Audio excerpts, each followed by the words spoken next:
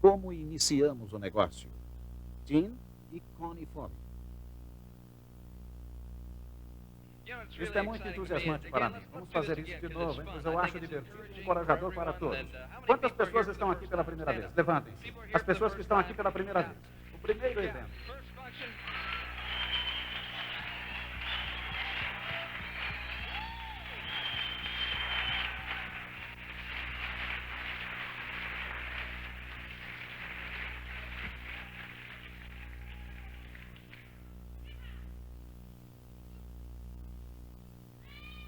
Uma das perguntas que, obviamente, você já fez a si mesmo com relação a esse negócio é: será que isso funciona? Já se passaram alguns meses desde o último evento. E eu acredito que deve ser a primeira vez que as pessoas que se levantaram estão em algum grande evento como esse. Agora, o que é que isso me diz? Agora, isso me diz que nós estamos no lugar certo.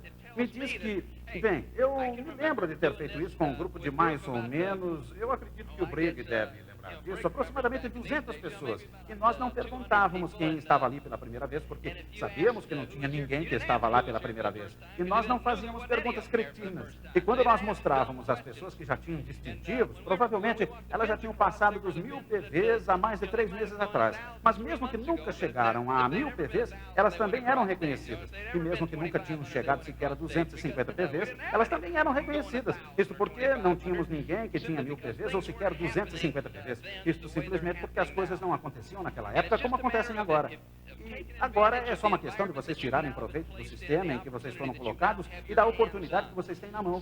Alguns de vocês já pegaram o espírito da coisa e sabem o que está acontecendo. Existe uma espécie de época de matrícula, onde você começa a pegar velocidade. E eu acho que nesse negócio, algumas pessoas demoram um pouco para pegar velocidade. Algumas pessoas levam de 3 a 4 anos para chegar ao ponto em que conseguem enxergar que esse negócio pode funcionar para elas também. Elas não têm dificuldade em acreditar que funciona para pessoas tão entusiasmantes quanto Brigg Hart, ou tão encorajadoras como Charlie Crusader, ou Paul Parker, ou quem quer que seja, ou alguém tão amoroso e organizado como Hal Good, ou como Bill Chalmers. Mas será que vai funcionar para mim? E esta é uma pergunta que você devia ter feito para si mesmo, antes mesmo de ter se envolvido no negócio, não é mesmo? Afinal, isto não lhe preocupa? Uma das muitas coisas boas do negócio é que ele não precisa obrigatoriamente funcionar bem para você, porque você não está sozinho. Em qualquer outro negócio, eu vou lhes dizer uma coisa. Quando eu comecei o meu primeiro negócio em Miami, e tinha uma dívida de $500 mil, e eu já tinha colocado mais de $250 mil no negócio, e era um projeto de $1 milhão, eu não tinha ninguém para me ajudar. Não tinha ninguém que tinha uma boa experiência naquele ramo no Sudeste, porque simplesmente não havia esse tipo de negócio no Sudeste. Portanto, tudo que aprendemos foi através dos nossos erros e acertos, e isso custava muito dinheiro. Não sei se alguns de vocês já começaram algum negócio através de erros e acertos, mas se nós tivéssemos que começar tudo de novo, nós teríamos feito muita coisa de outra maneira, mas não fizemos. Tivemos que começar por adivinhação e fazer o melhor que podíamos. E um bom aspecto sobre este negócio é que a única vez em que você tem que ir pelos erros e acertos nesse negócio é por escolha própria. Se você quiser seguir pelo caminho dos erros e acertos, você pode seguir esse programa. Nós temos um programa de erros e acertos dentro desse negócio. A primeira vez que eu vi o negócio, eu não estava sequer interessado em ver o plano. Eu tinha lhes dito que 3 pessoas já tinham me mostrado o negócio e que todas as 3 que tinham me mostrado esse conceito de marketing em rede desistiram. Porque eu lhes tinha convencido que eles deviam fazer algo mais importante com suas vidas. E sabe, isso seria uma grande perda de tempo. E eles tinham muito potencial. Mas eu achava que eles tinham mais o que fazer, porque eles estavam gastando seu tempo com esse negócio. Portanto, eles desistiram. E eu quero deixar uma coisa bem claro. Eu não estava tentando roubar os sonhos deles, não estava tentando desencorajá-los, eu só queria protegê-los. Eu não queria que gastassem muito tempo e dinheiro nesse negócio, porque achava que era um esforço que não queria recompensá-los de maneira verdadeira. Mas eu não conhecia o negócio. Eu não sabia de nada. Eu tinha acabado de terminar o meu 11º ano na Liga Nacional de Futebol Americano. Eu tinha começado na Liga em 1970 e não sabia quantos anos eu ainda ia jogar. Sabe, nós não temos nenhuma garantia quando você joga futebol. Você assina um contrato com os Dolphins de Miami, que é bom se eles mantêm você no quadro. Agora, eles não são obrigados a manter você, e esse contrato pode terminar a qualquer hora. E foi assim que eu joguei pelos Dolphins de Miami durante 11 anos. E eu era aprovado a cada semana. Se eu jogasse mal, eles me colocavam no banco, tirariam a minha camisa e dariam para outro jogador. Portanto, eu tinha certeza que eu não iria continuar a jogar até os 65 ou 70 anos. Portanto, eu comecei a procurar por um outro negócio. Eu queria ter um negócio próprio. Por que é que as pessoas querem ter o seu próprio negócio? Vocês já pararam para pensar a respeito disso? Pense por um minuto. Por que é que as pessoas querem ter o seu próprio negócio? Vamos considerar isso por alguns segundos. E eu vou dar uma razão que eu acho que é muito importante. Eu acho que eu queria ter um negócio próprio porque era bom para o meu amor próprio. Eu queria ter algo que fosse meu. O meu pai teve o seu negócio próprio durante toda a sua vida. E ele trabalhou muito duro, mas pelo menos o negócio era dele. Sabe, quando eu ainda era jovem, eu tinha mais status do que qualquer outro garoto da minha idade, porque o meu pai era dono do parque de diversões. E eu dizia, se você for meu amigo, você pode ir no parque sem pagar. Você só tem que ser bom para mim. E foi assim que eu cresci. Eu cresci vendendo algodão doce, vendendo cataventos de papel. Eu cresci operando a montanha-russa ou dando as cartas no jogo de cartas. E à medida que fiquei mais velho, eu me mudei para o outro lado da operação, que era um campo de golfe. Portanto, eu ficava procurando as bolas de golfe até meia-noite e tirava-as do meio da lama. Eu era aquele garoto que ficava dirigindo aquele carrinho de golfe que tem aquela cestinha na frente para carregar os tacos de golfe. E as pessoas vêm jogar golfe, tomam algumas cervejas e tentam acertar o garoto que fica no carrinho. Esse era eu.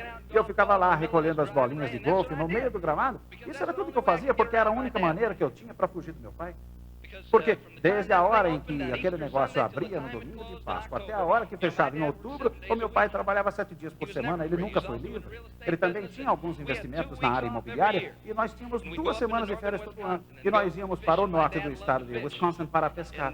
Meu pai gostava muito de pescar e eu costumava ficar sentado naquele barco o dia todo, a noite toda, eu e meu irmão, jogávamos cara ou coroa para ver quem teria de ir com ele. Sabe o que eu quero dizer? Nenhum de nós gostávamos de ir com ele. Vocês já estiveram no norte de Wisconsin? Eu vou lhe contar algo. Nós costumávamos jogar em Minnesota durante o verão. E nós odiávamos jogar contra os Vikings durante o final de agosto, porque nessa época os pernilongos já tinham crescido e mediam mais ou menos um pé de comprimento.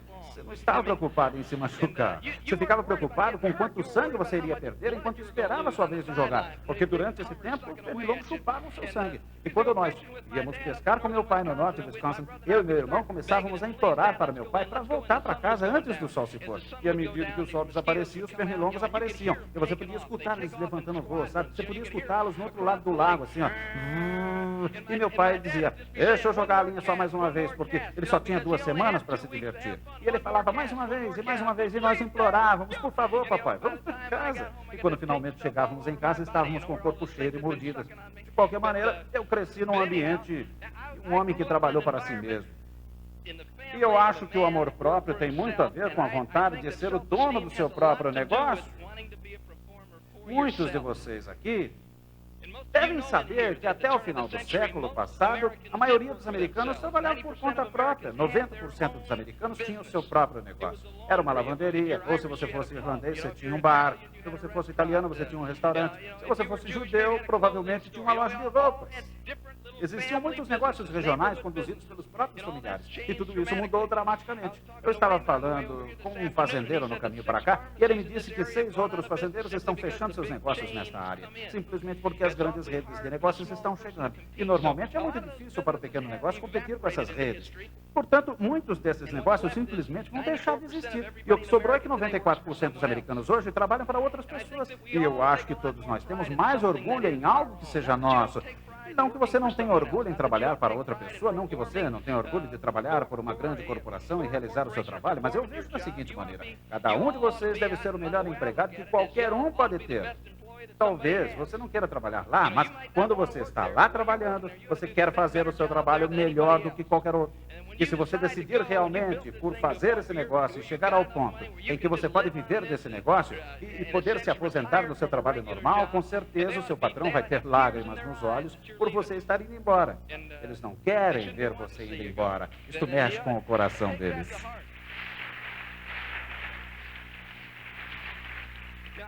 Agora, eu tenho certeza que muitos de vocês nesta sala estão construindo esse negócio porque vocês querem perder aquela condição de ter que trabalhar todos os dias. Sabe, você trabalha 50 semanas para os outros e depois tem só 2 semanas para fazer o que você gosta. Eu tenho certeza que vocês querem sair deste emprego porque vocês querem ter mais flexibilidade, mais liberdade para poder ficar mais alguns dias jogando golfe, ficar mais alguns dias visitando o Grand Canyon ou mais alguns dias esquiando, simplesmente porque é o que vocês querem fazer. Eu nunca tirava férias, tanto quanto eu queria, pelo menos. Eu sempre tinha que voltar para os treinos de verão. Portanto, comecei a procurar uma oportunidade de negócio próprio. E eu não sabia que em 1976 eu machucaria o meu joelho pela primeira vez. E que em 1974 os médicos me diriam pela segunda vez que eu não poderia mais jogar, porque eles juntaram novamente os meus ombros e eles achavam que eu não seria capaz de jogar de novo. E em 1976 machuquei os meus joelhos e eles achavam que eu não poderia jogar de novo. Eu estava sempre vendo o fim da minha carreira. Para mim, este fim nunca estava muito longe. Eu gosto de dizer que eu estava agarrado firmemente no último degrau da escada com os Dolphins. Sabe o que eu quero dizer? Eles sempre estavam querendo me derrubar desse último degrau, mas de uma maneira ou de outra eu conseguia continuar. Mas em 1976 rompi 3 ligamentos no meu joelho. Isto muitas vezes encerra a carreira de alguém. E quando o médico tirou o gesso, me pediu para olhar, ele disse que a operação não tinha sido bem sucedida. E ele queria saber se eu queria tentar de novo. Eu disse para ele, você teve a sua chance, porque é que eu e o meu amigo aqui não podemos ter outra oportunidade. Mas vamos ver o que nós conseguimos fazer. E foi só uma questão de trabalhar no joelho e reabilitando. Esse meu amigo é aquela pessoa que vive aqui dentro de mim, dentro de vocês. E é ele que nos dá as forças para fazer tudo o que realizamos. Mas eu tenho um irmão que é banqueiro lá na Califórnia e ele me disse que esse negócio de racquetball estava se desenvolvendo muito por lá. Eu nunca tinha sequer ouvido falar em racquetball. Portanto, voei até a Califórnia e comecei a olhar e descobri que tinha uma série de clubes de racquetball. Que eram lugares com 8 quadras, 4 de um lado, 4 do outro, mais nada. Daí, eu fui para Chicago e lá havia 30 desses clubes de racquetball. E sabem quantos tinha em Miami? Nenhum. E sabem quantos tinha em Tampa, Jacksonville, Orlando ou Atlanta? Nenhum. Não havia um sequer desses clubes no sudeste do país. Eu costumava jogar handball. Eu entrava escondido como garoto católico. Eu costumava ir numa quadra de handball que tinha atrás da Igreja Batista de Hollywood Hills. E esta era a única quadra de handball em toda a Flórida. E era assim que eu entrava em forma para jogar futebol americano. Daí eu pensei comigo mesmo que isso parece um conceito de negócio bastante entusiasmante. Então, encontrei 2 pessoas que diziam que conheciam bem o negócio e montamos o nosso próprio negócio. Os meus sócios eram realmente muito bons em me convencer que eles eram bons. E nós começamos a desenvolver o nosso negócio. E quando eu não estava jogando, conseguimos levantar algum dinheiro e começamos a construir o nosso primeiro clube de racquetball. E era um lugar bonito. Tinha 26 mil pés quadrados, tinha um restaurante, um lugar para praticar, 24 quadras, sala de aeróbica, todo esse tipo de coisas. E conseguimos juntar $250 mil e eu acabei com todas as minhas economias. E por que as pessoas montam seu próprio negócio? Amor próprio parece ser uma das razões e também é o dinheiro. Todo mundo quer ganhar dinheiro. Sabe como eu consegui algum dinheiro? Eu peguei todo o dinheiro que eu tinha, coloquei no negócio e ainda assinei uma nota promissória no banco no valor de $500 mil. E vocês querem ter o seu próprio negócio? O gerente do banco queria conhecer a minha esposa, ver como é que era a letra dela, só no caso de alguma coisa acontecer comigo. Ele queria ter a assinatura dela naquela nota promissória. Daí eu já estava devendo $500 mil e a caminho de investir $1 milhão naquele empreendimento. Agora eu tenho meu negócio próprio. Eu mesmo tive que colocar o piso de 3 das quadras. Eu mesmo. Eu tenho muitas habilidades, sabe? Eu não sei qual o lado certo que devo usar o martelo. E lá estava eu instalando o piso daquelas quadras. E por que é que eu estava colocando o piso das quadras? Porque nós não tínhamos mais dinheiro para pagar alguém para instalar o piso das quadras. Portanto, lá estava eu instalando o piso das quadras. Vocês já viram alguém instalar um piso de madeira? Eu usava o martelo do jeito que podia. E fazia bang, bang, bang, bang, e voava prego para o outro lado. E eu estava orgulhoso de mim mesmo, porque eu estava colocando aquele piso. Está certo que ele afundou na primeira vez que foi usado, mas não, isso não é verdade. De qualquer maneira, nós conseguimos abrir o nosso negócio próprio. E por que é que eu queria ter o meu próprio negócio? Amor próprio. Eu queria ganhar mais dinheiro. Bem, já tinha começado $500 mil no negativo, mas tudo bem. E o que mais eu queria? Basicamente, eu queria um pouco de tempo. Eu queria ter tempo para gastar com a minha família. E era isso que eu estava procurando. Mas aconteceu que, apesar de todos os erros que nós cometemos, isso não fazia diferença, porque nós não tínhamos nenhum concorrente. E quando você não tem concorrente, você aparentemente é o melhor. Veja, você não precisa ser um bom treinador de cachorros se você só tem um cachorro no seu show. Vocês entendem o que eu quero dizer? Você não precisa ser muito bom. Senta, agora levanta, tal. É o único cachorro que você tem. Então você está indo bem. Primeiro lugar, muito bem. Daí nós abrimos um outro clube, mais outro, depois mais um. E dois últimos clubes que abrimos custaram $2 milhões cada. Nós já tínhamos tomado emprestado $4 milhões. Está certo que nós tínhamos uma estrutura sólida na retaguarda, mas quanto é que vale um clube de racquetball se não tem ninguém para jogar racquetball neles? Alguns de vocês entenderam o que eu quis dizer. É difícil vender um clube de racquetball como se fosse uma segunda casa. É o tipo de negócio que os banqueiros chamam de empreendimento com utilidade única. Então, se você não consegue ganhar dinheiro com racquetball nesse tipo de local, não tem outra coisa que você pode fazer. Então, nós já tínhamos tomado empréstimos na ordem de $4 milhões. E isso foi nos anos de 78, 79, e a minha carreira atlética estava indo muito bem. Eu era o capitão da defesa nos Dolphins de Miami, e nós estávamos muito bem, e o negócio ia bem enquanto eu não estava jogando. E era como um bobo da corte, pois me elegeram vice-presidente da associação, mas eu não tinha nenhum voto, pois nós éramos 3 sócios. Eu quero dizer, eu era um dos 3 sócios. E toda vez que nós nos reuníamos, eu ficava de um lado e os outros 2 ficavam do outro lado. Por aí vocês podem ver quanto controle sobre o negócio eu tinha. Vocês querem ter o seu próprio negócio? Por que é que eu queria ter o meu negócio próprio? Porque eu queria um pouco de controle, mas eu não tinha nenhum controle, apesar de ter o meu negócio próprio. Isso nesta situação particular, mas eu era ingênuo. O que é que eu conhecia sobre o negócio? Eu sabia jogar futebol, não podia fazer nada. Agora, nós já tínhamos 6 desses clubes, devíamos $4 milhões, e isso foi durante os anos de 79 a 80. Durante essa época, aconteceu uma coisa interessante. As taxas de juros ficaram completamente malucas. Foram de 8% para 10%, e o nosso empréstimo variou junto com essas taxas. E o meu contador disse que se a taxa de juros ficasse acima de 15%, a América não conseguiria sobreviver. E quando chegou aos 16,5%, eu liguei para ele e perguntei, e como é que vai a América? Eu não estou indo muito bem, não. Eventualmente, essas taxas chegaram a 22,5% e nós estávamos pagando 2% a mais porque era um empréstimo de alto risco. Isso quer dizer 24,5% em cima de $4 milhões. Foi isso mesmo que eu disse.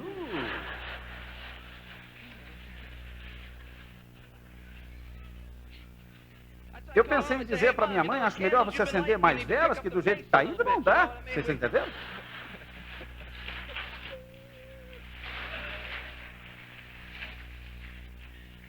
E nessa época da nossa vida, o relacionamento entre eu e a Connie não estava indo muito bem. Primeiro porque eu passava o tempo todo lá no clube. E em 1980, eu tive a minha última fratura no joelho. E fiquei contente porque, depois de 11 anos na liga, eu já tinha me cansado de jogar futebol. Eu já tinha completado a minha carreira. Tinha chegado a hora de parar. E eu sou muito grato por isso. Tanto é que eu costumava pensar, como é que eu vou sobreviver sem jogar futebol? Faz 26 anos que eu só sei fazer isso. E quando eu me machuquei pela última vez, eu estava agradecido por poder sair. Eu não passei nos testes clínicos no começo de maio, e esse foi o ponto final. Eu não tinha mais condições físicas de praticar o esporte. Esse foi o ato que encerrou oficialmente a minha carreira. Não foi uma escolha da minha parte, simplesmente eu não podia fazer mais nada. Nessa época eu tinha o meu negócio e esse negócio estava se esforçando para sobreviver.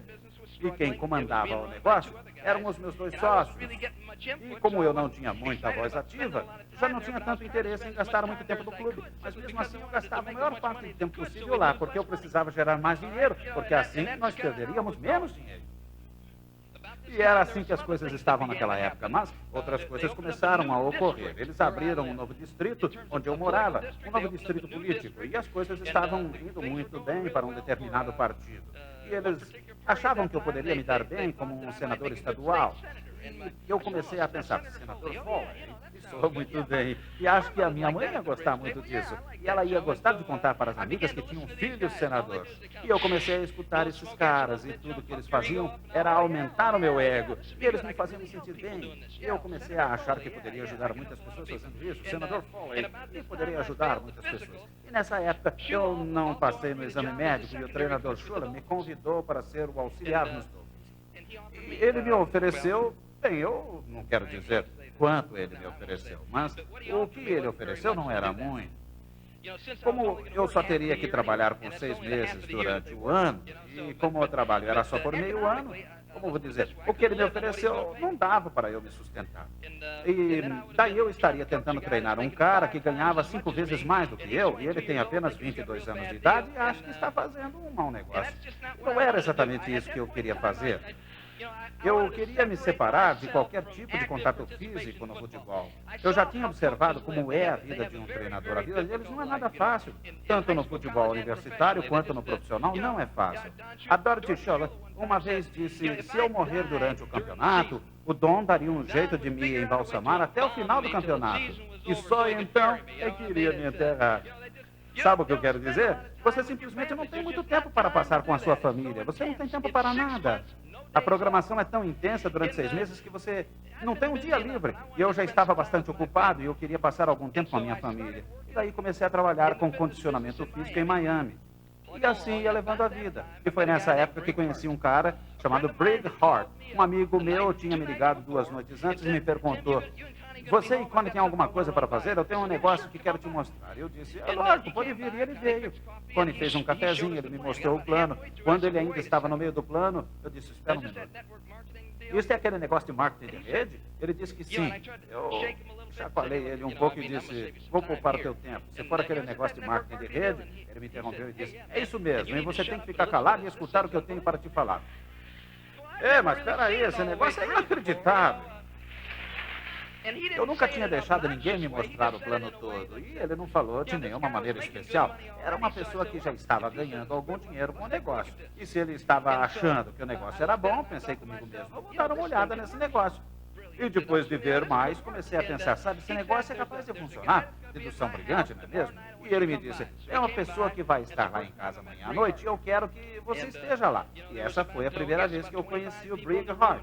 E tinha mais ou menos 25 pessoas na sala. E eu sentei lá e fiquei ouvindo o Brig. E naquele tempo costumava demorar um bom tempo para mostrar o plano. E a reunião toda demorou mais de 2 horas e meia. Eu fiquei sentado o tempo todo pensando: esse moleque é meio delirante, mas mesmo assim o negócio parece ser muito bom.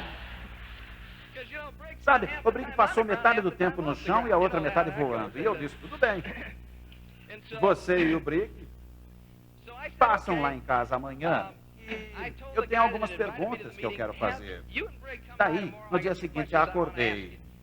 Liguei para alguns dos meus amigos e quando o Brig apareceu com o meu amigo, eu já tinha 6 pessoas esperando por eles. Sabe, eu achava que com 6 pessoas o negócio ia ser bom. Procurei 6 pessoas que eu achava que o negócio ia ser bom para eles. Daí o Brig chegou. E ele não estava esperando nada especial. Afinal, era só para responder algumas perguntas. E daí ele puxou um bloco de anotações amarelo. Sabe, naquela época não tínhamos os quadros que nós temos hoje. E ele começou a desenhar bolinhas naquele bloco de anotações. Ninguém conseguiu entender do que ele estava falando. Daí o Brig foi embora e o que aconteceu foi que eu tive algumas das minhas perguntas respondidas, mas ainda não tinha entendido muita coisa. E nenhuma das 6 pessoas que eu convidei se interessou, me despedi de todas elas, agradeci a presença deles e disse que depois conversaríamos. Daí, no dia seguinte, eu fui na casa desse meu amigo, o Brig estava lá, falei para ele me mostrar como é que esse negócio funciona. A primeira coisa que ele disse é que eu tinha que ter um sonho. Se eu não tivesse um sonho, nada ia acontecer. Mas daí eu disse: era um pouco, eu quero que você me mostre como o negócio funciona, não precisa jogar essa conversa de vendedor em cima de mim, só me mostre como funciona. E o Brig disse: sim, o sonho é uma parte essencial desse negócio. E eu disse: Brig, olha, eu sou uma pessoa paciente, você está testando a minha paciência. Eu já sei o que eu vou fazer com o dinheiro, só me mostra como o negócio funciona, é só o que eu quero saber. Sabe, eu não era assim um prospecto muito cooperativo. E daí ele me mostrou como funcionava. E mais uma vez pensei: esse negócio tem boas chances de funcionar. E como eles tinham outra reunião na casa do meu amigo, eu trouxe mais alguém comigo. Eu trouxe um amigo meu, eu ia tentar fazer o negócio oficialmente, não esporadicamente. Eu falei para o meu amigo sentar numa pequena cadeira e o Brig fez a reunião. Mais ou menos no meio da reunião, o Brig já tinha terminado de fazer as bolinhas. Daí eu falei para o meu convidado: e aí, já deu para entender todo o plano? Essa foi a parte importante do plano. Daí nos levantamos e fomos embora. Daí eu ia fazer o follow-up e ver a reação desse meu amigo. E nós saímos para tomar um cafezinho e comecei a fazer o follow-up. Perguntando para ele: você acha que esse negócio vai funcionar? Sabe, eu estava tentando vender a ideia para ele, certo? E o cara me disse: esse cara já tinha falado comigo a respeito de investir num clube de racquetball no Whitehaven, no Kansas. E eu virei para ele e disse: não faça isso. Mas ele me disse: Tim, eu acho que esse negócio pode funcionar. E realmente me pareceu muito interessante. E daí eu pensei comigo mesmo: já tem um desses caras. E eles me disseram que só preciso de 6. Já estou no caminho de começar a ganhar dinheiro. E se eu fizer isso rapidamente, eu posso entrar e sair desse negócio antes que alguém saiba que eu entrei.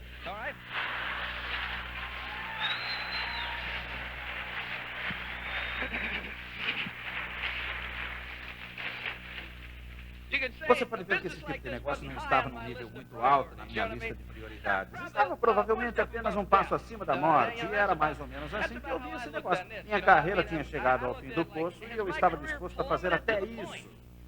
Essa era a minha impressão. Qual é o tipo de pessoa que desenvolve esse negócio? Provavelmente alguém que dirige um Fusca 69 todo enferrujado com adesivo dizendo: eu quero ficar rico colado no para-brisa traseiro. Sabe o que eu quero dizer? Essa era a impressão que eu tinha. Era uma impressão que eu tinha obtido sem ter conhecimento do negócio. Eu nem sabia de onde tinha vindo essa impressão. Mas essa era a impressão que eu tinha. O que eu podia fazer? Eu tinha que viver com essa impressão. O meu maior medo foi quando comecei a fazer as reuniões para as pessoas que eu conhecia. Daí elas iam descobrir que eu estava no negócio. O que aconteceu depois foi que nós tínhamos uma reunião na minha casa. E eu tinha decidido fazer essa reunião porque eu já tinha colocado uma pessoa no negócio. Certo? Dê algo para as pessoas perderem e elas sofrerão um pouco mais com você. Agora, uma das coisas que o Brigg disse, o Brigg era nosso professor, mentor, guru e tudo mais. Ele era o único contato com a nossa linha ascendente. O Brigg disse, você não deve fazer as suas reuniões em sua própria casa. A sua linha ascendente tem que vir fazer as reuniões. E essa era uma das regras. Mas a minha linha ascendente estava ocupada. O Brigg estava fazendo as reuniões na casa dele todas as noites e tinha muita coisa acontecendo com ele. A minha linha ascendente estava ocupada. Não tinha ninguém para fazer as minhas reuniões. Daí eu fiz a primeira reunião em minha casa. Você sabe quem fez a reunião? A primeira pessoa que eu patrocinei foi quem fez a minha primeira reunião. Ele era a única pessoa que eu conhecia nesse negócio. Ele era a única escolha que eu tinha. Ei, Kyle, você quer fazer a minha reunião? Ótimo, eu também quero fazer uma reunião para você. Vamos lá. E era fantástico, nenhum de nós tinha a mínima ideia do que estava acontecendo. Eu tinha uma grande jarra de água perto da mesa e um quadro no outro lado e um copo perto da jarra. E quando ele ia encher o copo, ele podia ver as anotações que ele tinha feito. E depois de meia hora, ele já tinha acabado com a água da jarra. Sabe, esse meu amigo passou a segunda metade da reunião indo ao banheiro.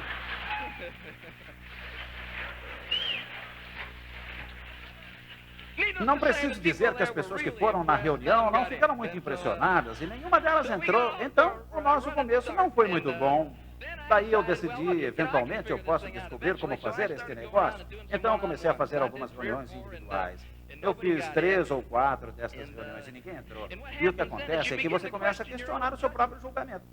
Será que tem um ponto cego em algum lugar? Obviamente, talvez eu tenha sido enganado e eu nem consigo discernir isto. Talvez eu seja muito ingênuo e esteja perdendo alguma coisa aqui.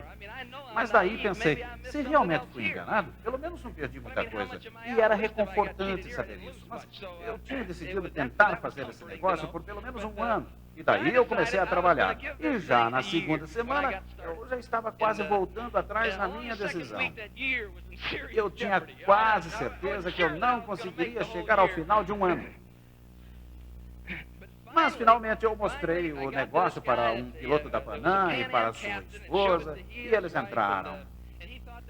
Ele achava que este seria um bom negócio para sua esposa e não queria nem saber se o negócio era bom para o cachorro dele. Eu só queria fazer mais um distribuidor. Sabe o que eu quero dizer? Você chega naquele ponto em que qualquer um serve. Por favor, qualquer um que vier já está bom. Vocês viram aquele filme Little Chapel Horse na rede de televisão HBO? É provável que não, mas aquela planta vai crescendo cada vez mais e ela começa a comer as pessoas. E ela diz, me dê comida, me dê comida. E era assim que eu me sentia. Eu só precisava de um pouco de encorajamento, apenas um pouco de luz da esperança. Por favor, me mande alguém. E daí essa pessoa entrou. Mas, na realidade, quem estava desenvolvendo o trabalho era a sua esposa. E ela patrocinou o seu tio. E as coisas começaram a acontecer. Daí, patrocinei mais uma pessoa e as coisas começaram a funcionar. E foi naquela época que eu escutei a primeira fita.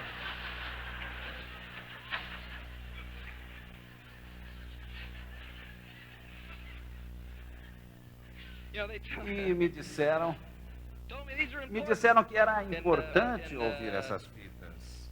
E eu perguntei, por que é tão importante? Eu não via qual era a importância de escutar as fitas. E as respostas que me davam nunca me satisfaziam. Então, eu escutei uma das fitas. que a fita que eu escutei tinha sido feita por um pastor da Assembleia de Deus, de Joplin, no Missouri, e o nome dele era Mac Evans. Era uma grande pessoa, mas eu era um católico irlandês que tinha sido criado no norte de Chicago e não me relacionava muito bem com essa pessoa que ficava gritando no meu ouvido através da fita. Eu não queria muita conversa, queria era trabalhar, deixar a conversa para lá. Não íamos contar para todo mundo que estávamos trabalhando com isso. Eu queria pôr a mão na massa, nada de lenga-lenga. Nós éramos muito criticados lá nos Dolphins, porque éramos muito comerciais. Nós não tínhamos emoções, nós simplesmente costumávamos gastar as nossas emoções em coisas importantes. Nós não gastávamos as nossas emoções em coisas que não eram importantes. É como esse evento. É uma noite carregada de emoção, vocês viram pessoas de sucesso atravessar esse palco, e vocês pensaram, se eles podem fazer esse negócio, eu também posso. Vocês viram todos esses distribuidores diretos aqui, com certeza, se eles podem fazer esse negócio, eu também posso, porque todos nós precisamos dessa afirmação pessoal. Todos nós precisamos, é importante para nós, todos nós temos perguntas nas nossas cabeças e estamos brigando juntos. Portanto, isso é importante. Foi criada uma atmosfera nesta sala que é importante para que você construa o seu negócio a longo prazo, porque ficamos muito solitários lá fora. Ficar lá fora sozinho é difícil. Eu vou lhes dizer uma coisa, todas as jogadas ofensivas que um time de futebol da Liga realiza podem ser direcionadas desde o início da jogada. Todas as jogadas ofensivas que um time de futebol da Liga realiza podem ser direcionadas desde o início da jogada. E a mesma coisa acontece com as jogadas de defesa. Um economista do tempo diria que é perda de tempo se juntar para combinar as jogadas antes delas se iniciar. Será que eles gostam de ficar juntinhos antes das jogadas? Por que é que eles se juntam? Se eles não precisam se juntar, então por que é que eles fazem isso antes de cada jogada? É um fato que cada vez que eles se juntam, eles ficam mais confusos, porque eles falam que vão fazer uma jogada quando estão juntos. Andam alguns metros e mudam toda a jogada. Isso tem lógica para vocês? Parece loucura, não é? Por que é que eles se juntam? Vou lhes dizer por quê. Quando aquela pessoa sai daquela pequena conversa até a linha de jogada, ela se sente só. Parecia que eu precisava de um telescópio para poder ver o jogador que estava do meu lado. E eu olhava para os meus adversários e sentia vontade de pedir por socorro. Socorro! Eu estava ali sozinho.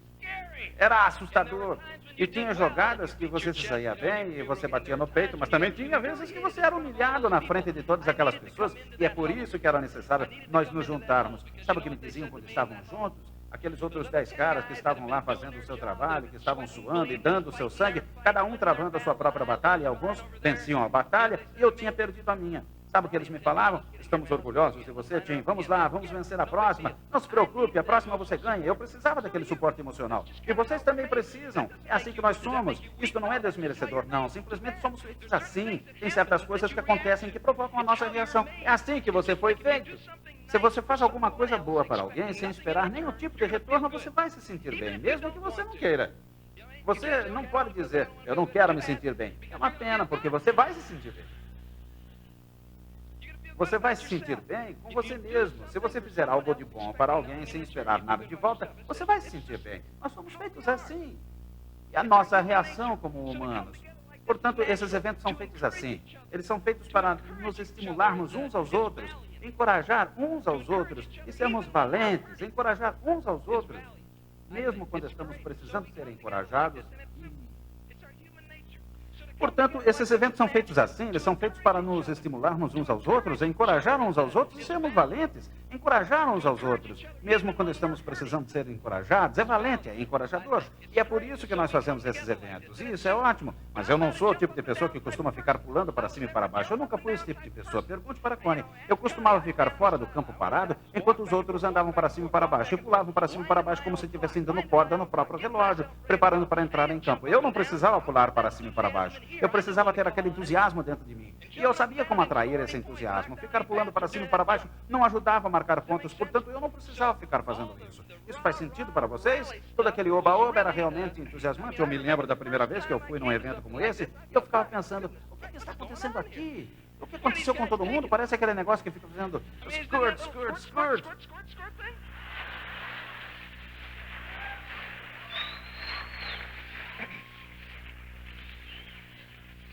Portanto, me levou algum tempo até que me climatizei, entenderam? Eu tive que me adaptar à cultura do negócio, até que eu comecei a entender o que realmente estava acontecendo. Eu não tinha certeza do que estava acontecendo. Por que essas pessoas estão tão entusiasmadas? Eu não conseguia compreender todo o potencial que esse negócio tinha naquela época. A ideia toda era boa e eu precisava me acostumar com essas coisas. E nesse ponto da minha vida, entender isso era difícil. Depois de 11 anos jogando futebol pelos Dolphins, eu era o chefe da comitiva de contribuições da Fundação Ronald McDonald. Eu estava no conselho de diversas entidades comunitárias e filantrópicas. E por que tudo isso? Porque eu era uma pessoa boazinha? Não, simplesmente porque eu achava que esse era o meu trabalho. Eu achava que essa era a minha missão, era o meu meio de devolver algo.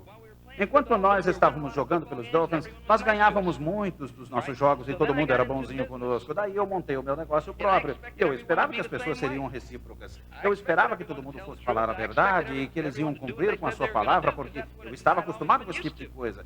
E eu me encontrei durante os primeiros 2 anos falando para as pessoas. Eu pensei que você ia fazer o que você falou. Não, mas eu não disse isso. Acho que você entendeu errado. Eu não falei isso. E o que aconteceu foi que depois de 2 anos, eu não sou o tipo de pessoa que aprende rápido, mas depois de 2 anos eu finalmente entendi como são as regras desse jogo. Daí contratei um advogado por $100.000 por ano para que ele me protegesse. E a mesma coisa aconteceu com o advogado. Ele me dizia, olha, você pode processá-lo, mas vai lhe custar mais $50.000. Daí eu perguntei, mas por que eu estou pagando você? Eu tinha chegado a um certo ponto na minha vida. E tudo isso aconteceu quando as taxas de juros estavam lá em cima e muita coisa ruim estava acontecendo. E a Connie começava a querer saber por que eu não estava chegando em casa na hora certa. Eu não queria lhe contar qual era a situação. E o que aconteceu foi que eu fiquei muito negativo com relação às pessoas. Eu simplesmente não confiava nas pessoas. E é lógico que a Connie disse que ter encontrado o Brigg naquela época não acrescentou muita credibilidade a toda essa situação, porque ele nos contava que 4 anos atrás ele vivia surfando. E agora era nesse cara que eu ia confiar. Meu Deus. Dá para vocês entenderem minha posição? Eu não estava escutando. Agora, se essas pessoas podem fazer esse negócio, eu tenho certeza que eu também posso. Tenho certeza disso. Então, nós começamos a desenvolver o trabalho e a minha esposa chegou para mim e disse, olha, eu casei com você para enfrentarmos as coisas boas e ruins juntos, mas não isso. Portanto, se você quiser fazer esse negócio, boa sorte. Mas você vai ter que fazer tudo sozinho. E lá estava eu, tirando pedidos à noite, indo até os centros de distribuição para pegar produtos e correndo até o meu patrocinador para apanhar outras coisas. E eu fiz isso por 3 meses. Na realidade, foram 2 meses e meio, porque daí teve um evento onde deveria comparecer toda a família, e era para ser na Fontainebleau. Eu vivo perto dos lagos de Miami, era a apenas 15 minutos da minha casa, então por que eu ia querer gastar dinheiro com hotel se ficava apenas 15 minutos da minha casa? Para ficar entusiasmado com esse negócio? Eu já estava entusiasmado. Eu não preciso ficar mais entusiasmado. Eu já estou suficientemente entusiasmado. Eu não preciso ir para esse lugar. Daí me diziam, olha, realmente é importante que você vá. E eu respondia, ótimo, mas não acho necessário ir. Eles também tinham me dito que eu ia gostar das fitas. Então, as fitas custavam $4, mas esse evento ia me custar $400. A coisa já estava mudando. Então eles fizeram um evento e eu não fui. Eu não vi uma boa razão para estar lá. Se era só para ficar entusiasmado, eu já estava entusiasmado. Eu não tinha entendido os outros aspectos do negócio. Eu ainda não tinha entendido a respeito do sistema que envolvia todo o negócio. E eu não estava preparado para escutar. Eu quero dizer, eu não ia entender o negócio. Se para eles tinha lógica, para mim não tinha lógica, porque eu não estava pronto para escutar. Eu não sei se vocês conhecem alguém assim.